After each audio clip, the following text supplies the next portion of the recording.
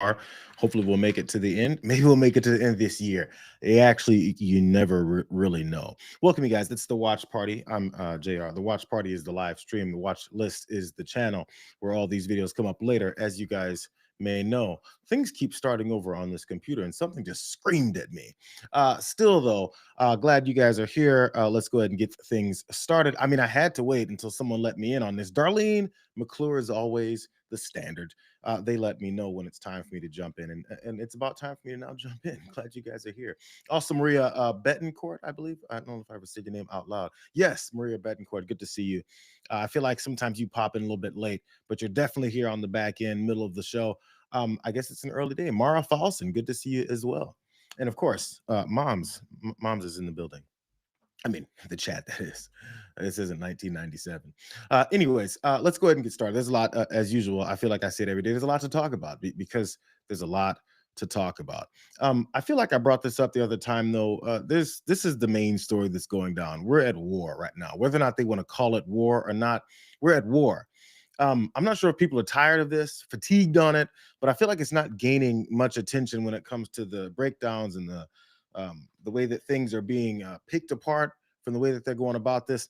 But I got so much more of it. I can't avoid it. It's really the state of our world, of our money, of our country, of our security, and eventually of our lives, because that's what they keep siphoning away from us to keep us distracted from the attacks here at home by the terrorist traitors in the White House. That's how this whole thing works. I hate to start so negative for you guys, but we're gonna have to dig our way out of this hole that we found ourselves in because of the white supremacy that's dominated this country since the beginning of it. It's all based on the exact same thing. And you're going to see it in the way that these folks describe what it is that we're doing in this other country, why we're doing it, and how we're doing it. I'm going to get to that in a little bit. But I started out by talking about this discussion about a war. I mean, is it a war?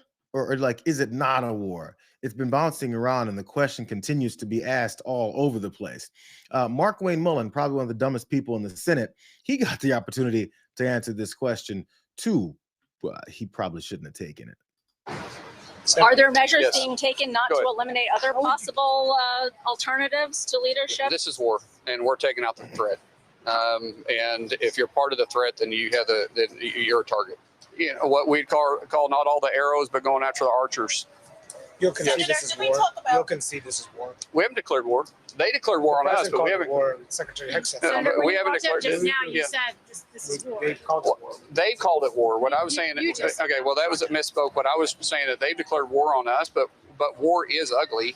It always has been ugly. But we're taking out a regime that's been trying to attack us for quite some time. But you're not conceding this is war. We have declared war. So if we haven't declared war, then I don't see that. The president hasn't asked us to declare war yet, but they have declared war on us. We're just simply fighting the threat that's been at our door for 47 years. I've already answered the question. That ask could be coming. That an ask from. Mark Wayne Mullen doesn't know if it's war or if it's not. It must be a misspoke if he just said minute before that this is war. War is ugly. Therefore, we don't give a damn about the people that are killed. We don't care about the children that we're murdering. We don't care about the service members that are coming home in caskets. We don't care because it's war. That is until you don't want us to call it war, because calling it war sounds bad since this president ran on, no wars. I'm not sure how many other things we didn't call a war. I don't know if we called Afghanistan a war, if it was officially declared. Iraq, I'm not sure if we officially declared that. Vietnam, I'm not sure if we officially declared all these things wars. Again, I'm not saying this, like with any definitiveness. I'm not sure, but I'm not sure if that makes a difference when people are dying, when bombs are being lobbed over people's heads, when attacks are happening from both directions, when civilian targets are being hit and people die. I don't know if it really effing matters. Matter of fact, I do know it doesn't matter because it's all in the same result. This whole discussion is happening because Marco Rubio had also his own slip of the tongue when trying to talk about war or not.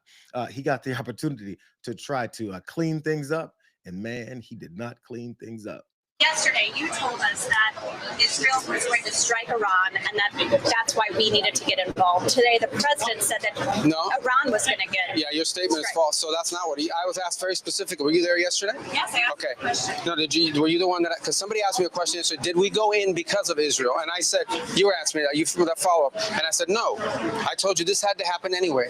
The president made a decision, and the decision he made was that Iran was not going to be allowed to hide behind its ballistic missile program. That Iran was not going to be allowed to hide behind its ability to conduct these attacks.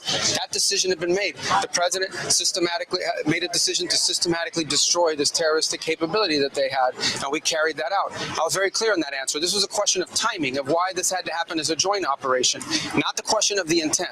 Once the president made a decision that negotiations were not going to work, that they were playing us on the negotiations, and that this was a threat that was untenable, the decision was made to strike them. That's what I said yesterday, and you guys need to play it. If you're going to play these statements, you need to play the whole statement, not clip it to reach a narrative that you want to do, all right?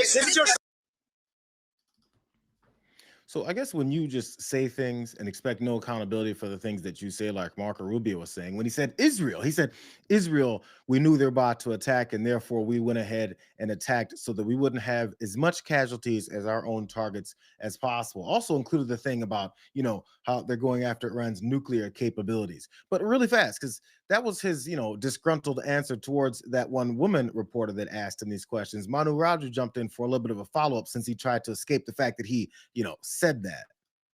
I want to just clarify what you said. I want to clarify what you said, because you said clarify, but you said I would give it. No, but you have to read. If you're going to read the whole statement, your quote is about we knew that there was going to be an Israeli action. We knew that would precipitate an attack. Yeah, no, I understand. But listen, all right, let me understand. That's what. But I had a very specific question from that gentleman, right? The president said. Hold on one second. I asked a very force Israelis. Okay, but let me answer, because this is my press conference. Sure. Okay. You asked me, I was asked a very specific question. So you guys can misrepresent it, but I was asked a very specific question yesterday. The bottom line is this. The president determined we were not going to get hit first. It's that simple, guys. We are not going to put Americans' troops in harm's way. If you tell the president of the United States that if we don't go first, we're going to have more people killed and more people injured, the president's going to go first. That's what he did. That's what the president will always do. He will. I want to just clarify what you said. I want to clarify what you said, because you said. No, but you have to read. It always has to come back to praising Donald Trump. That's what the president's always going to do. He's going to go first. Which one is it, bro? Because he keeps saying it's that nuclear program that he said was the full, encompassing part of his answer. Yo, that was dismantled too. In case you guys forgot, they kept talking about how they obliterated Iran's nuclear program last June. And then after it was obliterated, it somehow just bounced back out of nowhere. And Donald Trump, with absolutely zero verification, just said that's what it is. Therefore, we're going in again. You know what? Let me go ahead and let Marco Rubio have his wish. He said, play the whole thing. Let's play the whole thing. Because again, this includes the lie that has been debunked about Iran having a nuclear weapon after we obliterated it, because that doesn't make any sense. Then he moved on to the part he doesn't want anyone to hear, which is we went in immediately first before Israel started this not war. This was the whole answer from the other day. The United States conducted this operation with a very clear goal in mind. I haven't got a chance to see a lot of reporting. I don't understand what the confusion is. Let me explain it to you, and I'll do it once again as clearly as possible. Perhaps you'll report it that way. The United States is conducting an operation to eliminate the threat of Iran's short-range ballistic missiles and the threat posed by their Navy, particularly to naval assets. That is what it is focused on doing right now, and it's doing quite successfully. I'll leave it to the Pentagon and the Department of War to discuss the tactics behind that and the progress that's being made. That is the clear objective of this mission. The second question that's been asked is, why now? Well, there's two reasons why now. The first is it was abundantly clear that if Iran came under attack by anyone, the United States or Israel or anyone, they were going to respond against the United States. The orders had been delegated down to the field commanders. It was automatic, and in fact, it bared to be true, because in fact, within an hour of the initial attack on the leadership compound, the missile forces in the south and in the north, for that matter, had already been activated to launch. In fact, those had already been pre-positioned. The third is the assessment that was made that if we stood and waited for that attack to come first before we hit them, we would suffer much higher casualties. And so the president made the very wise decision.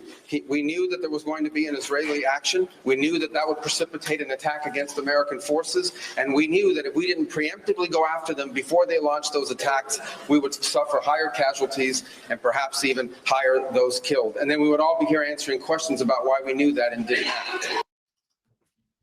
And just like the other day, that answer is not sufficient. It just isn't.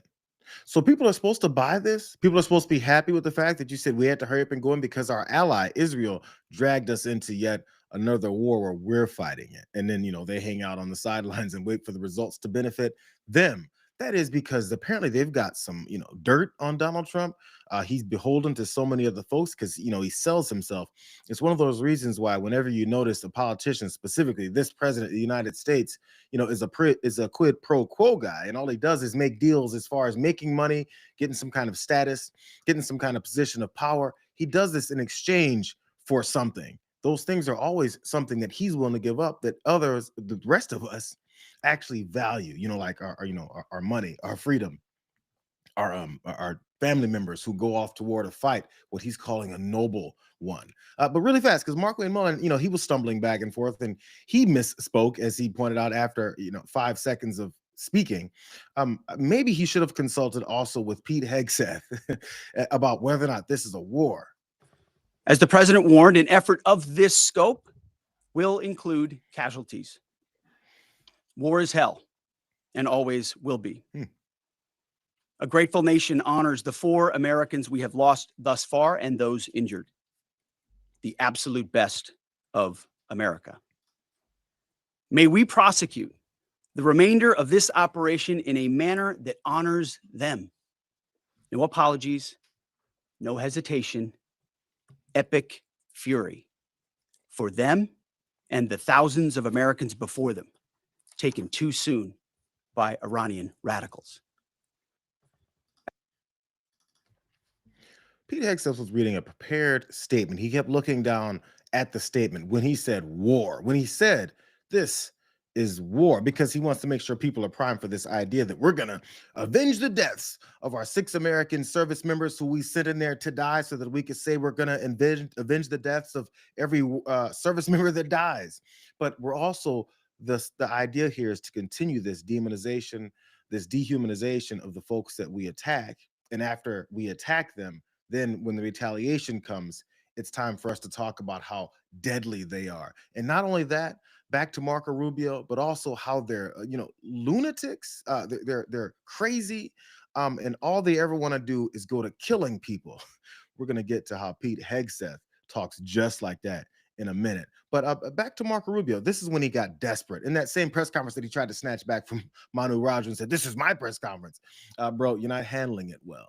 To Congress. Our notification, listen, let me explain to you guys this in simple English. Okay, Iran is run by lunatics, religious fanatic lunatics. They have an ambition to have nuclear weapons. They intend to develop those nuclear weapons behind a program of missiles and drones and terrorism that the world will not be able to touch them for fear of those things. And this is the weakest they've ever been. Now is the time to go after them. The president made the decision to go after them, take away their missiles, take away their navy, take away their drones, take away their ability to make those things so that they can never have a nuclear weapon. That's why the president made this decision. It was the right decision. And the world will be a safer place when these radical clerics no longer have access to these weapons. You see how they're using them now. Imagine how they would use them a year from now if they had more of these. All right, I got citation to Excuse me. So you're seeing the justification here. We're back on the reason why you had to go and blow things up, because they've got these religious lunatic fanatics. I'm sorry, religious fanatic lunatics. They can't have a nuclear weapon. And, obviously, since we're calling them religious lunatic fanatics, since we say these terms, we have to now suddenly believe that they had a nuclear weapon. And we also had to attack them first. And we also had to go with what Israel said. And there's no control from this United States of America. Everything that we're doing, the most powerful nation on earth, continues to get dragged around by other folks. It's weird. It's like we have no control over ourselves, or we do, and they're effing lying to the American people. But I really want to focus in on what I think everyone heard there. Religious fanatic lunatics in Iran. This is an image from the president of the United States surrounded by religious fanatic lunatics. sitting in a chair, probably about 30 to 50 people with hands over him and hands on his shoulders and the top of his stupid head, praying for him to not be quite as evil as he is, or maybe just to be even more evil than he is. That's who they are. Those are the religious fanatic lunatics. I heard they were only in Iran, though, despite the fact that also Donald Trump surrounds himself with, pastors, preachers, reverends that do things like this from the White House. And strike and strike and strike and strike and strike and strike and strike and strike and strike until you have victory. For every enemy that is aligned against you, let there be that we would strike the ground, for you will give us victory, God. I hear a sound of abundance of rain. I hear a sound of victory. I hear a sound of shouting and singing. I hear a sound of victory. I hear a sound of an abundance of rain. I hear a sound of victory. I hear a sound of an abundance of rain. I hear a sound of victory. The Lord says it is done. The Lord says it is done. The Lord says it is done. For I hear victory, victory, victory, victory in the corridors of heaven. In the corridors of heaven, victory, victory, victory, victory, victory, victory, victory. For angels are being released right now. Religious fanatic lunatics. What the fuck was that guy doing walking around behind her all the time? What was he reading? What was on the piece of paper that religious fanatic lunatic that's now surrounding Donald Trump? What was it that she was effing talking about?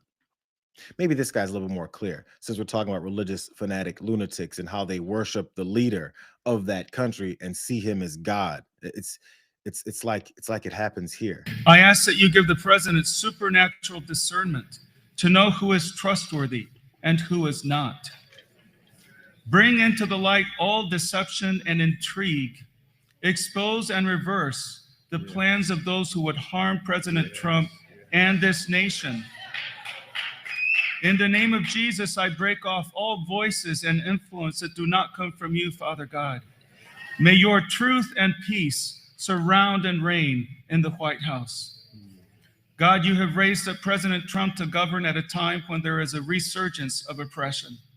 Only you, Lord Jesus Christ, can anoint him to have victories over strongholds and to establish justice for the needy. Give him strength and courage to persevere in the constant battle that surrounds him, and refresh him. Father God, I see that you have such a tender heart for President Trump. Religious fanatic lunatics.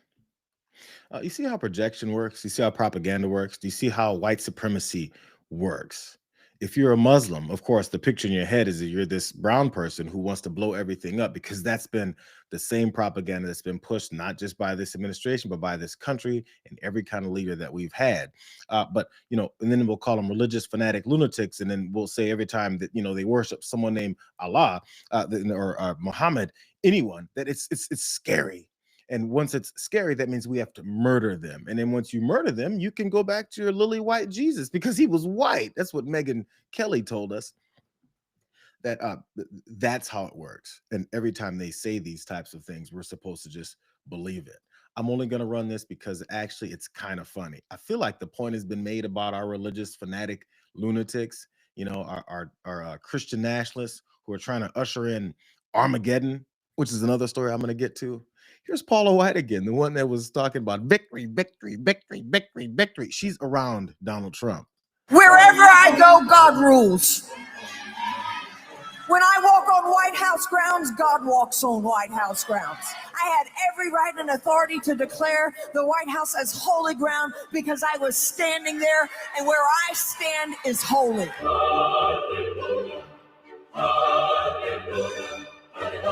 To say no to President Trump would be saying no to God. And I won't do that. We are in a spiritual war right now. Let every demonic network that has aligned itself against the purpose, against the calling of President Trump, let it be broken. Let it be torn down in the name of Jesus. You want me to tell you what my thoughts are? The thoughts of the King of Kings, the thoughts of the Lord of Lords. I'm downloading heaven.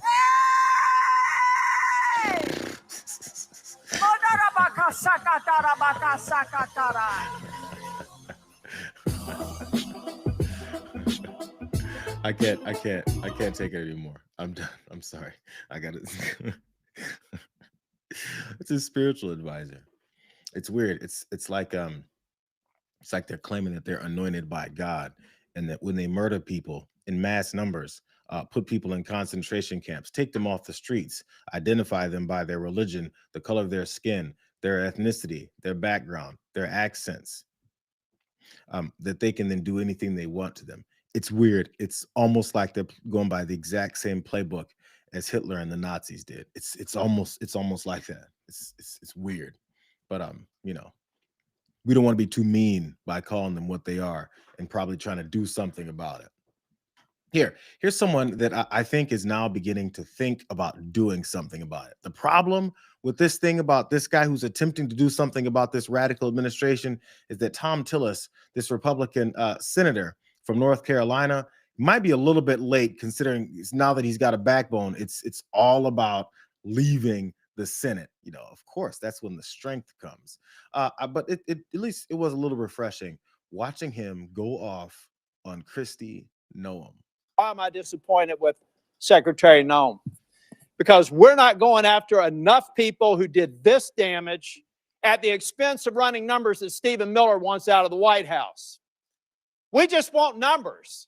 We want 1,000 a day, 6,000 a day, 9,000 a day, because numbers matter, right? No, they don't matter. Quality matters, not quantity, quality. And what we've seen is a disaster. Under your leadership, Ms. Noem, a disaster. What we've seen is innocent people getting detained that turn out are American citizens. I could talk about the culture that's been created here with Stephen Miller aiding and abetting. I heard first reports that he was the one that said it was a domestic terrorist situation where 2 people lost their lives in Minneapolis. I've heard that report. Maybe you can refute it. I don't know that we'll have time for you to respond, because I'm giving you a performance evaluation here. I'm not looking for a response. Why am I disappointed? Thom Tillis, like spitting fire at Kristi Noem. Yo, listen, I'm not looking for any answers from your ass. I'm looking for a performance evaluation that I'm giving you. Man, Thom Tillis was upset. He's still upset about the situation with Department of Homeland Security, their aggression towards American citizens, their sweeping up of anyone off the streets. He's just now getting this upset about it. I mean, I guess better late than never. But as he was tearing into Kristi Noem, I saved probably the best ending that he had just as a second clip. He's not done. Those people, and I want to detain fewer of the others. And Mr. Chair, in my remaining time, I have a lot to go. But I want to submit this letter from the Office of Inspector General that cites 10 different instances under Ms. Noem's leadership where they've been misled and not allowed to pursue investigations that they think are critically important. Does anybody have any idea how bad it has to be for the OIG in this agency to come out and do this publicly? That is stonewalling. That's a failure of leadership. And that is why I've called for your resignation. And if I don't get an answer to these questions, I don't want an applause. Please don't do that for me. If I don't get an answer to these questions, if I don't get an answer that you've had a month to respond to, and the remaining ones, as of today, I'll be informing leadership that I'm putting a hold on any en-bloc nominations until I get a response. And in 2 weeks, if I don't get a response, I'm going to deny quorum and markup in as many committees as I can until I get a response. Thank you, Mr. Chair. Okay. Now it's Senator Booker's turn. Man, the driest people ever in the Senate. Now it's time to Booker. After all this screaming and yelling, man, shouldn't somebody be a little bit jazzed up? But this is the thing. Thom Tillis was, again, going off and finishing off Kristi Noem, and he's going to block some nominees, everything. That is until he's out of the Senate like he's planning on being. Similar to Marjorie Taylor Greene, there's a lot of fire being spit out of the bellies of these folks as they run their ass away. But he's mentioned this stonewalling. Who does Thom Tillis think that Kristi Noem is stonewalling for? Who does Thom Tillis think that Kristi Noem is sweeping people off the street and calling everyone domestic terrorists that they kill in the streets? Who does he think she's doing that for? It's weird. It's actually the reason why I hadn't been trusting Thom Tillis. Let me give you a couple of those memories as to why every time Thom Tillis says something that seems to be on point, which seems like, man, he's really focusing in now. I've never fully bought it. I'm starting to turn. Like I like what he's saying and doing now. Doing is the major point here, but previous to that, this is what he was just saying. I think that what she's done in Minnesota should be disqualifying. She should be out of the job. And I mean, really, it's just amateurish. It's terrible. It's making the president look bad on policies that he won on. He won on a strong message about immigration. And now nobody's talking about that. They're not talking about securing the border. They're talking about the incompetence of the leader of the Homeland Security and the other people, Bavino, whatever his name is. He needs to go back to California, get his retirement papers, and go. These people are amateurs. They got to de-escalate there and treat these communities with some respect. It was always everyone else's fault, which is true. He brought up Bavino, Noem, all these folks, but every time you're dismantling the president's agenda and what he's been voted for, and what people wanted, that he liked, that he's doing. It's never Donald Trump who oversees all these folks. I'm gonna tell you another reason why I haven't been trusting Thom Tillis. Thank you. Oh, thank you. And to be clear, I'm not critical of the president. I'm critical of the bad advice he's getting on Greenland. Okay, well, He doesn't like Stephen Miller, doesn't like Kristi Noem, doesn't like Greg Bavino. But man, he wants to be very crystal clear. No one asked him in that interview at the back end when he said, I want to make sure you guys know, before the headlines start, before we get a Truth Social post calling me a piece of trash from Donald Trump, I need you guys to know I'm not being critical. I'm not being critical. I mean, I promise I'm not being critical. I'm not being critical. I was promising. But you know what? I know I feel like I'm a tough person to flip on these types of things. He wasn't done with Kristi Noem. That other video was the back end of it, but here's a little bit more of the meat as he kicked their ass around in this hearing. Secretary, I read your book last week. And honestly, some of the parts of it impressed me, but some of it distresses me. And I'll give you a good example of one that does. The passage where you talk about killing a dog that was 14 months old. I train dogs, all right? And you are a farmer. You should know better. You should know that if you're going out to a hunting lodge and you're putting pheasants out and you're putting dogs out, you don't take a puppy out there. A 14-month-old dog is basically a teenager in dog years. You decided to kill that dog because you had not invested the appropriate time in training. And then you have the audacity to go into a book and say it's a leadership lesson about tough choices. It's in your book. We could play it if we had time. At that same lunch hour, you killed a goat. And you killed the goat because you said it was behaving badly. You are a farmer. You don't castrate a goat. They behave badly. You should have probably done that before. What is this radical leftist lib doing? Talking about dogs and goats and even her book? You know, everyone who brought up Kristi Noem's book and the stupid things that she wrote about how she, kills animals because they frustrate her sometimes, and she's a farmer. Although I feel all those people, weren't they just bringing up a bunch of stuff that we shouldn't be talking about? Weren't they just trying to make Kristi Noem and Donald Trump look bad? Now look, Thom Tillis making Kristi Noem and Donald Trump, just Kristi Noem, not Donald Trump, look bad. But really, why was he bringing up castrating goats? Jesus, bro, this is crazy. Here, I'm gonna let him get to his point. But my point is, those are bad decisions made in the heat of the moment, not unlike what happened up in Minneapolis. I expect we're an exceptional nation. And one of the reasons we're exceptional is we expect exceptional leadership. And you've demonstrated anything but that in the time that I've seen you responding to the emergency in North Carolina and across the Southeast, and acknowledging when mistakes are made and speaking too soon for the expedient of social media or whatever it is. I'll leave you with this, Ms. Noem. I'm expecting answers to Charlotte's Web. I requested it a month ago. That was one of the investigations in Charlotte, 20 minutes from where I live. Maybe we're starting to see why he's so pissed off. He's mad because, as he pointed out the back end of that, he gave his point about bad decisions in the heat of the moment that Kristi Noem takes part in, which is actually her following the orders from the higher ups above her. His issue was her bad decisions. But man, this bad thing happened like 20 minutes from me. Wait. You're not supposed to come for me. You're not supposed to make my state look bad. You're not supposed to screw us over. You're supposed to screw over everybody else. Now you got me pissed off. Damn it, I was headed towards Thom Tillis a little bit, even though his ass is retiring after he decides to say two things that are correct. I was on my way back. I was headed there. You know, he even brought up Renee Good, Alex Preddy, all these killings that they've been doing in the streets too. I was like, man, he's almost there. He's almost there. To Minneapolis. Why can't we just say we made a mistake? I will ask you one question, if you could just give me a quick response. Who does Tom Homan work for? You or the president? The president. Okay. Why is that? Because I believe the president recognized that you weren't getting it done in Minneapolis, and you're putting us further away from pointing to this. We're beginning to get the American people to think that deporting people is wrong. It's the exact opposite. The way you're going about deporting them is wrong.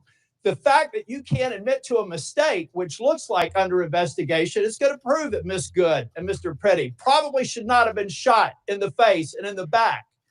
Law enforcement needs to learn from that. You don't protect them by not looking after the facts. Not only should the FBI be investigating it, but every single law enforcement agency in that jurisdiction should be invited to it.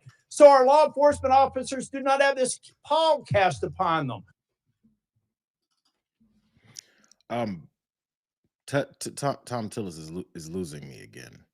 He was on point when he's talking all this trash about you know, how she's an idiot and she needs to resign and all that stuff. But you know, now if you notice, he's back on talking about who does Tom Homan work for? He works for Donald Trump, so therefore it must be because he doesn't trust you. You guys don't admit anything when you've done something wrong. The deportations and the way you're going about it is what's wrong. You can't admit any mistakes. The FBI should be investigating this. Local officials should be investigating this with him.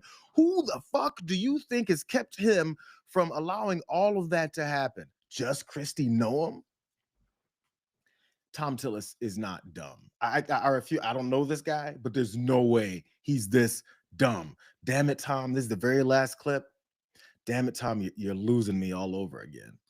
One of the reasons why ICE officers are having threats, and damn the people that threaten ICE officers, because so many of them are doing a good job, is because you've cast a pall on them by acting like we should investigate things differently. Officer-involved shootings have a formula that we should go through every time. And we're not going through that formula. As a matter of fact, in Ms. Good's case, I think that they were even saying that maybe there wasn't even a need to do it in the DOJ. I hope that that's changed. But I'm telling you, it was a civil rights review. I saw your frown. You can correct me if I'm wrong. But originally, Blanche said there wouldn't be an investigation. Folks, law enforcement, we've got to have their back. We've got to make it clear when they make a mistake, then they get corrected for it. But you don't walk away from it, and you've done it too many times. Kristi Noem is apparently making ICE agents and Border Patrol agents look bad. It's just her.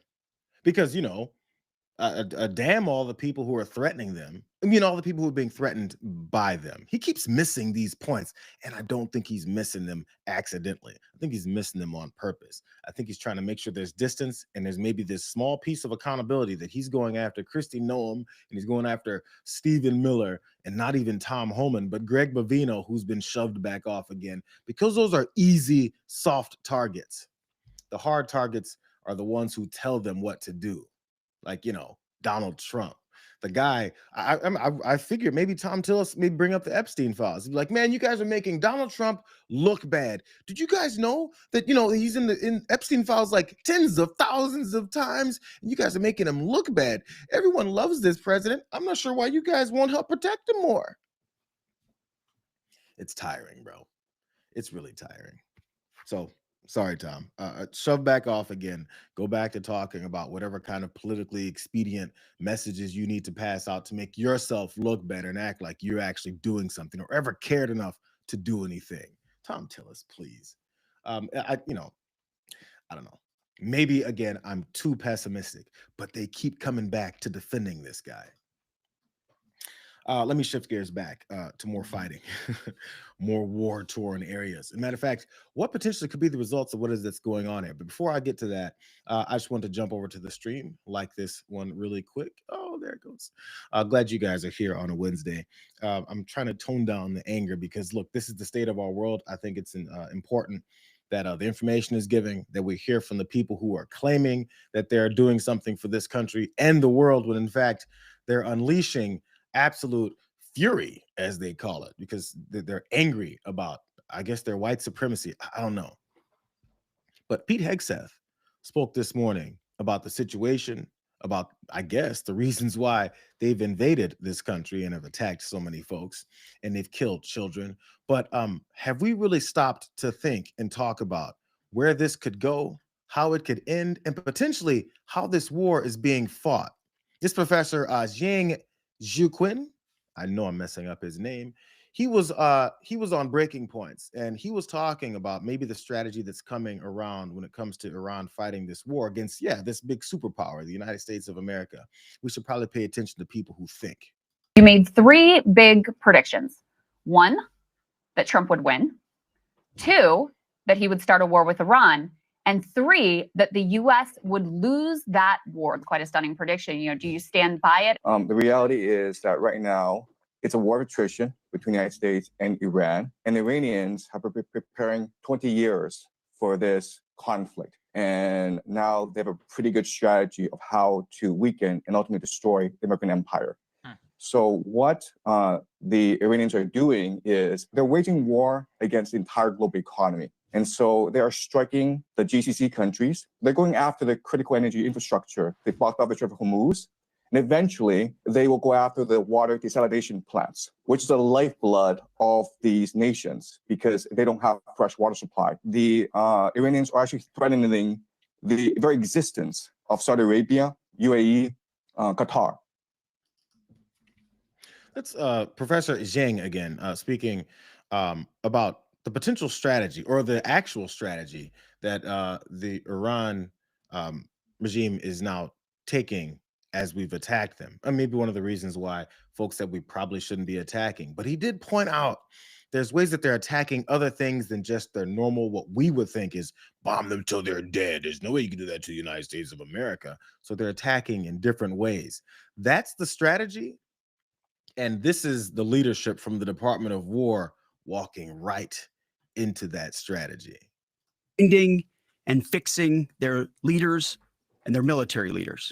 Flying over Tehran, flying over Iran, flying over their capital, flying over the IRGC, Iranian leaders looking up and seeing only U.S. and Israeli air power every minute of every day until we decide it's over. And Iran will be able to do nothing about it. B-2s, B-52s, B-1s, Predator drones, fighters, controlling the skies, picking targets, death and destruction from the sky all day long. We're playing for keeps. Our warfighters have maximum authorities granted personally by the president and yours truly. Our rules of engagement are bold, precise, and designed to unleash American power, not shackle it. This was never meant to be a fair fight, and it is not a fair fight. We are punching them while they're down, which is exactly how it should be. Nothing is more American than sitting there bragging about how you can punch someone when they're down, how you can murder their civilians, how death, destruction, and absolute dismantling of every human being that you can find is somehow the talk of the good guys. Yo, if you're watching a movie and you hear someone say that and you just walked in the theater and I'm a little bit late, you're like, oh, wait, at least I caught up. That's the bad guy. The bad guy who's one talking about death, destruction. We're flying over your towns. We're flying over your country. We can do whatever the F we want to you, and we will murder you. Blood will be running in the streets. It's weird.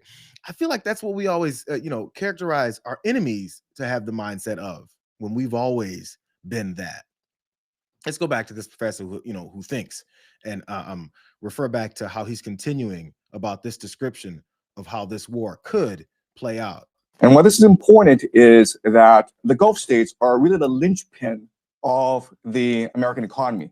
So what they do is they sell petrodollars and then they recycle the petrodollars back into the American economy through the investments in the stock market. And right now we know that the entire American economy is propped up by AI investments in data centers. And a lot of that comes from the Gulf states. So if the Gulf states are no longer able to sell oil and they're no longer able to finance AI, this AI bubble in the United States, then this AI will burst, and with it will burst as well the entire American economy, which is really a financial Ponzi scheme. Yeah, I mean, to your point, sir, an Amazon data center was literally hit in the UAE. It's almost like he makes some sense. So the American economy, as we already know, is built off of this house of cards regarding around everything that we can with the stock market and investments, as Trump has been increasing this whole thing with investments from foreign leaders, unnamed folks, people from his crypto deals, because he's looking to make money for himself, like right now, because his old ass will be dying soon. And who gives a damn? He's an evil person. Who cares what happens afterwards? He's trying to have some kind of glory right now with his gold drapes and gold-plated walls in the White House. But also this commitment to AI and these AI farms, that can also be attacked as well. And they're betting our entire lives, our economy on these things, partially because he wants to monitor us. He wants to control us because he's this weird thing that we call a fascist. I just want to keep comparing the difference between Professor Jiang and his intelligent points versus the meathead approach of bragging about murder, blood, and devastation and white supremacy from this guy. Iran's senior leaders are dead. The so-called governing council that might have selected a successor, dead, missing, or cowering in bunkers, too terrified to even occupy the same room. Senior generals, mid-level officers, enlisted ranks, they can't talk or communicate, let alone mount a coordinated and sustained offensive. That's not great for morale. The Iranian Air Force is no more, built for 1996, destroyed in 2026. The Iranian Navy rests at the bottom of the Persian Gulf. Combat ineffective, decimated, destroyed, defeated, pick your adjective. In fact, last night, we sunk their prize ship, the Soleimani. Looks like POTUS got him twice. Their Navy, not a factor. Pick your adjective, it is no more. In fact, yes. There's a reason why that Donald Trump snatched this guy from Fox News. He's a propagandist, and he's gonna preach and pitch these characterizations of what is it we're gonna do and how devastating and horrific and strong we are, because he's an actor. He's there to play the role. He's there to think that they can convince enough people that if they say, put them at the bottom of the ocean, choose any adjective you want, they're fucked. If you just keep saying things and then we have no, a real grasp on what it is that's happening or what could happen, and you've detached yourselves so far from any experts, thinking people who maybe have a measured response, who maybe want to get to an objective that ends things, but what they're trying to do is destroy things. Pete Hegseth already said it, but he's a propagandist. That's why he's reading this. So last little clip from Professor Jiang about this approach. We're bragging currently.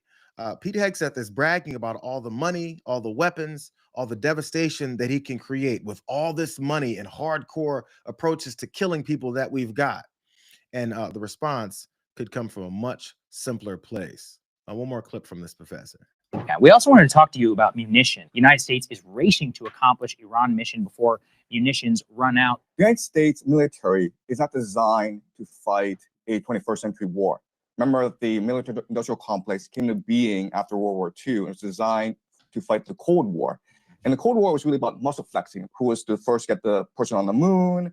And so the entire American military strategy revolves around very sophisticated technology that costs a lot of money to build. And that's what the American air defense system is. And that's why we're seeing this asymmetry in this war, where you have these $1 million missiles trying to take out these $50,000 drones. And it's not sustainable in the long term. It's going to require a lot of money. As you keep seeing, the military budgets keep getting larger and larger. They break records every year when they ask for this of our money. And then what happens to our economy? What happens to our jobs? What happens to our ability to thrive and live normally? It all goes to their destruction of the world. And there's a reason why they're going towards this destruction of the world. I want to show you something.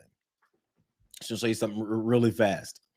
Marco Rubio, back to him. This is from previous days when he had his, first slip of the tongue, when he said that Israel led us into this war before he tried to backpedal away from that. What Marco Rubio actually talks about, as well as this, is moving on to talking about how Iran and how there are these super Muslims that want to go after fighting this war in this way. But I think it sets the stage for what it is that could happen with us and the plans that are being revealed. Let's start with Marco Rubio, though. That's in Iran despite years of sanction. Imagine a year from now or a year and a half from now, the capabilities they would have to inflict damage on us. It's an unacceptable risk, especially in the hands of a regime that's run by radical clerics. The Ayatollah was a radical cleric.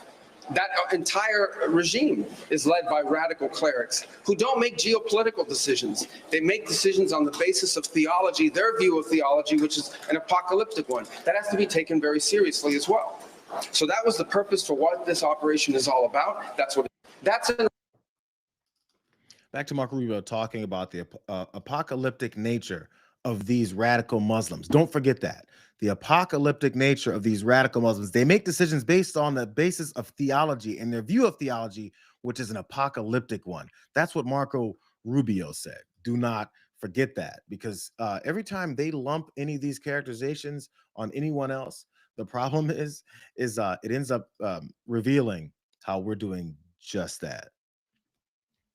A military commander told a group of non-commissioned officers that President Donald Trump was, quote, listen to this, anointed by Jesus to light the signal fire in Iran to cause Armageddon and mark his return to earth. That was from a complaint that was filed with this religious freedom watchdog amongst folks in the military. Listen, Marco Rubio and Pete Hegseth and Donald Trump can keep talking about these radical Muslims and how their mindset towards destroying the world is based in their theological views, but it's weird. It's exactly what we're doing. Here's more. The NCO said of the commander, he urged us to tell our troops that this was all part of God's divine plan, and he specifically referenced numerous citations out of the book of Revelation referring to Armageddon and the imminent return of Jesus. Is this radical Islam or is this, like radical Christianity? Because it seems to be all the same things that we keep saying that they're fighting based on. Here's more. He said that President Trump has been anointed by Jesus to light that signal fire, as I point out, and mark his return to earth. Like Jesus can't come back on his own. It's almost like they don't believe in the teachings that they've been talking about when it comes to the Bible, that they say they study so much, that Donald Trump held upside down when he was ready to, shoot protesters. More, he added that the superior had a big grin on his face when he said all of this, which made his message seem even more crazy. So there's folks that are revealing the way that this, this command leader was telling other folks to teach our soldiers that are going into war that they're fighting this weird thing, a holy war, to bring back Jesus.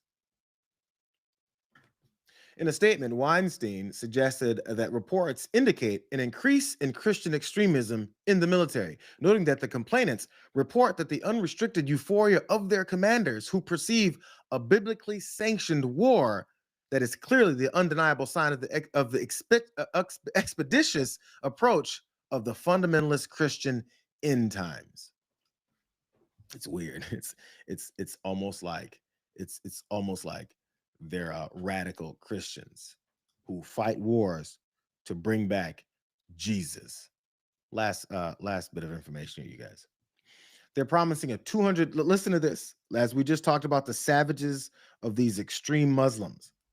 They're promising a 200-mile-long river that is a 4.5 feet deep filled with nothing but the blood that their weaponized version of Jesus will spill at the Battle of Armageddon. And Weinstein said, that's a lot of blood. Part of what makes the account so disturbing, Weinstein said, is that service members aren't able to push back when they're given the orders that blur the line regarding the separation of church and state. This is all about time, place, and manner, he said. If you're being proselytized by your superior, you can't say, get out of my face, because under the military's criminal code of justice, insubordination is considered a felony. So they're forcing their religious beliefs of Armageddon and this holy war that they're supposed to be fighting in Iran against their enemies, their mortal spiritual enemies that they've made up because they're using the beliefs of Christianity to then go and attack other folks. And of course, in order to deflect that, you just say the other folks are doing exactly what it is that you're doing. It's almost like it's odd. It's almost like this message that was recorded by multiple Democrats. It's almost like when they were talking to these service members that what they were saying will ring true really soon. I'm Senator Alyssa Slotkin. Senator Mark Kelly. Representative Chris DeLuzio. Congresswoman Maggie Goodlander. Representative Chrissy Houlihan. Congressman Jason Crow. I was a captain in the United States Navy. Former CIA officer. Former Navy. Former paratrooper and Army Ranger. Former intelligence officer. Former Air Force. We want to speak directly to members of the military and the intelligence community who take risks each day to keep Americans safe. We know you are under enormous stress and pressure right now. Americans trust their military. But that trust is at risk. This administration is pitting our uniformed military and intelligence community professionals against American citizens. Like us, you all swore an oath to protect and defend this Constitution. Right now, the threats to our Constitution aren't just coming from abroad, but from right here at home. Our laws are clear. You can refuse illegal orders. You can refuse illegal orders. You must refuse illegal orders. No one has to carry out orders that violate the law or our Constitution. We know this is hard and that it's a difficult time to be a public servant. But whether you're serving in the CIA, the Army, or Navy, the Air Force, your vigilance is critical. And know that we have your back. Because now, more than ever, the American people need you. We need you to stand up for our laws, our Constitution, and who we are as Americans. Don't give up. Don't give up. Don't give up. Don't give up the ship. There's a reason why Donald Trump, Pete Hegseth, and this entire administration lost their minds when that video was released. There's a reason why they also tried and failed to bring up charges against Mark Kelly.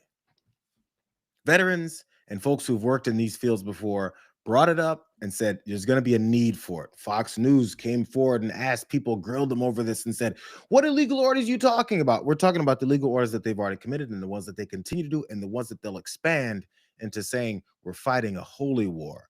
And therefore, any children you kill, any civilians you kill, anybody you decide to maim, rape, and murder, it's okay because God said it's okay.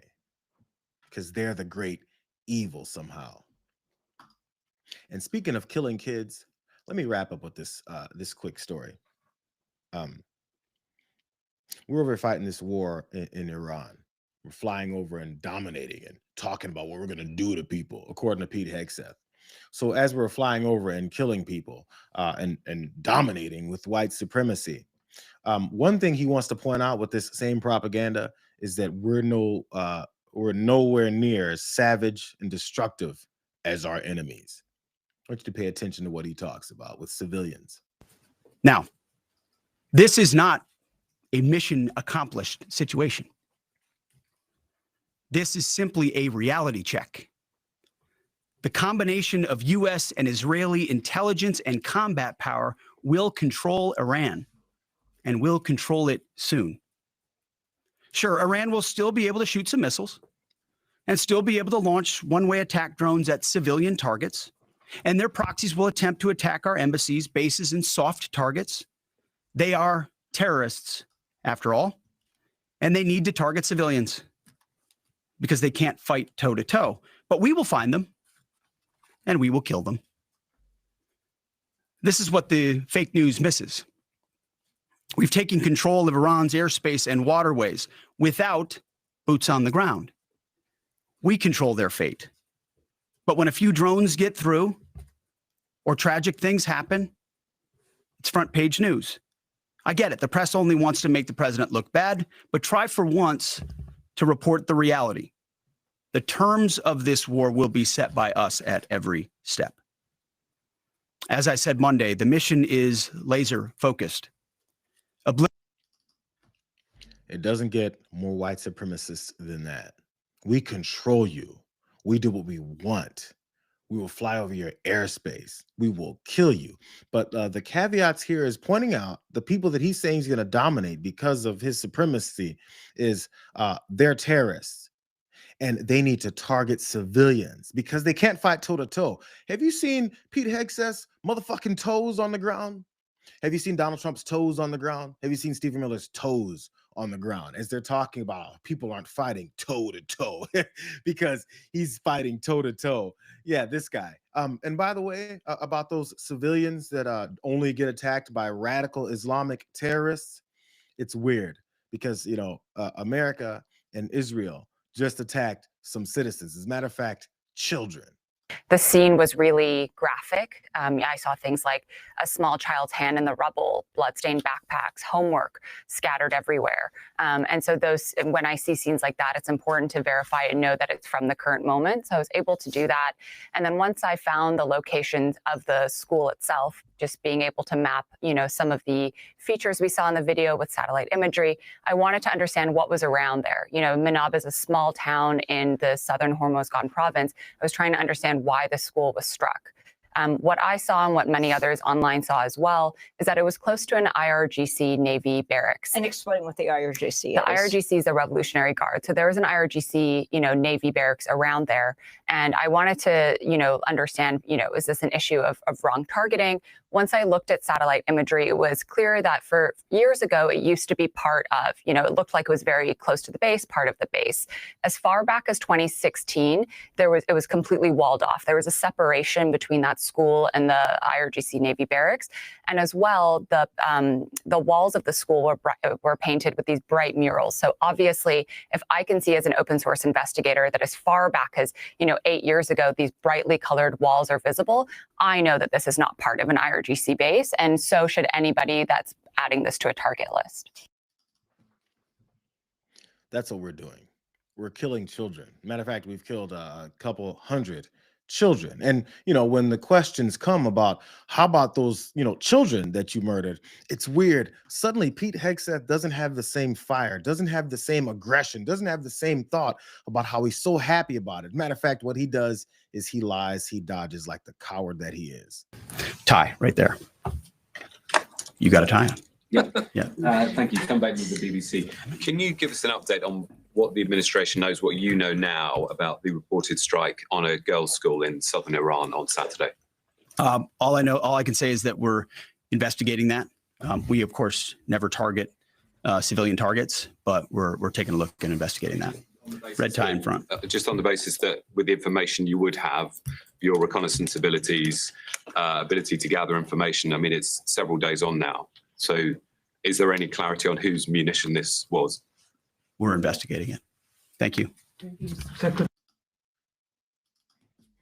If you think Pete Hegseth is investigating the murder of all those kids in those school bombings that we conducted, you're lying to yourself. You see how quickly, and he tried to move on before the follow-up was asked, and investigation is going to happen.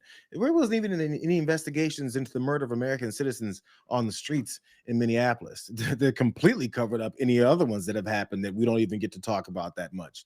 But do you really think there's going to be investigation into how we murdered a bunch of children when this guy just said all the folks living there are terrorists, and then they're going to be under the their skies are going to be filled with American planes, and our white supremacy is going to thrive forever in the country? Do you really think they give a damn about investigating their murder? Marco Rubio was asked too. Can you tell us what you know? Can you tell us what you know, Mr. Secretary, or the administration knows about the strike on a building in southern Iran that the Iranians are saying was a school? Reports of large numbers of civilians, including children, killed. Yeah. I've seen those reports. I don't have. I would refer you, not because I'm not trying to answer your question, but I don't want to get it wrong. The Department of War would be investigating that if that was our strike, and I would refer your question to them, and I'll make sure they're aware that you have that. Are there indications this was an American missile? Well, clearly, the United States would not deliberately target a school. Our objectives are missiles, both the ability to manufacture them and the ability to launch them, and the one-way attack drones. That would be our focus, and that's what we would be focused on. We would have no interest and, frankly, no incentive to target civilian infrastructure. The Iranians are, on the other hand, targeting civilian infrastructure. You guys have seen it. I'm sure you've seen it. They're hitting hotels. They're hitting embassies. They're hitting airports. But your they're response, hitting if oil this- infrastructure. If these are children killed, what your response? Well, it'd be very tragic, but I can't speak to the details behind it because I just don't have it. It would be a tragic outcome if it's happened. I don't have the details as to what led to it. But what is clear that the United States would not deliberately target a school. They are, on the other hand, deliberately targeting civilians, as you've seen, because you know why? They are a terroristic regime. They sponsor terrorism and they participate in terrorism. Weird how that works. Apparently, all you need to do is say there are terrorists over there, and they target civilians. And despite the fact that we obviously target civilians, we've been in coordination with Israeli forces targeting civilians in Gaza for years now, murdering people, displacing them, kicking them out of their homes, and not giving a damn. And when asked about it, they shouldn't have been there. They don't deserve to be there. Did you know that they're Muslims? That's always our answers. But for some reason, all Marco Rubio has to do is say, I don't know, never heard about it. I'm not trying to dodge your question. I'm just here dodging your question. You're gonna have to refer that to the Department of War, who just said, I guess we'll have an investigation. Who cares? So in other words, nothing will be done. In fact, they'll do it some more, and then they'll claim that we're the United States of America. We don't target civilians, despite the fact that a former a worker that worked in these areas, he was just talking on Judge Napolitano's show about how it's damn near impossible to confuse these targets for military ones. Also, the one on Democracy Now! They brightly painted the walls of these schools. There's no way you can miss it.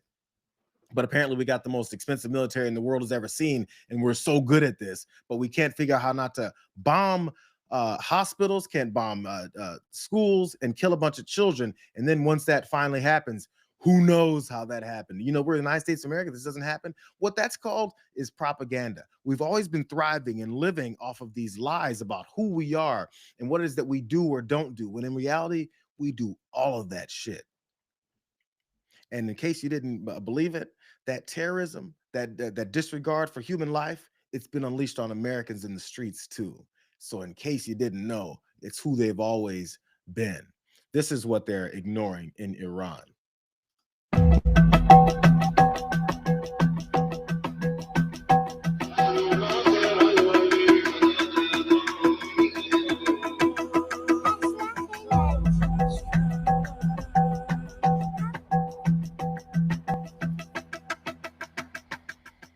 کتاب ریاضیشه مهنا زاری اول دبستان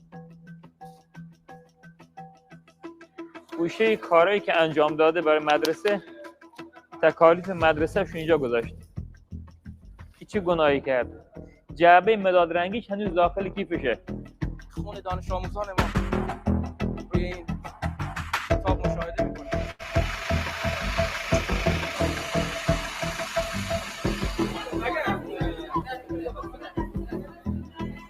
ببرن آجی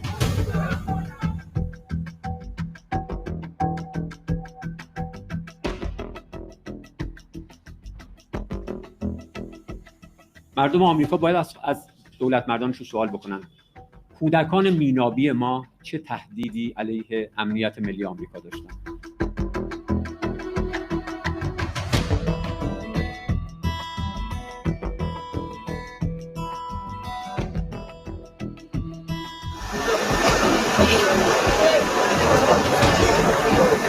The onus is on the forces that carried out the attack to investigate it.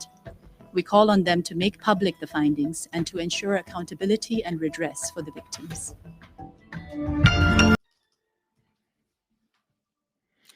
So if these fascists, these bloodthirsty terrorists in our administration don't give a damn about the Americans that they're killing, don't give a damn about the children that have been killed for decades in this country, from school shootings to anything else, and also, very importantly, don't give a damn about this president who's been covering up the largest pedophile sex trafficking ring that this country's seen. I mean, that we've seen. Who knows if bigger ones have happened that we never saw. What makes you think they're going to give a damn about these kids? They don't. They see them as lesser.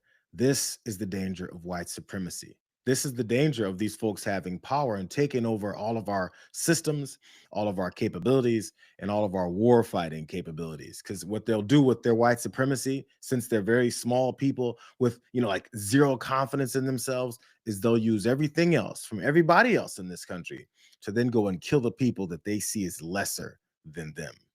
It's what they've been preaching since this guy rolled down that escalator.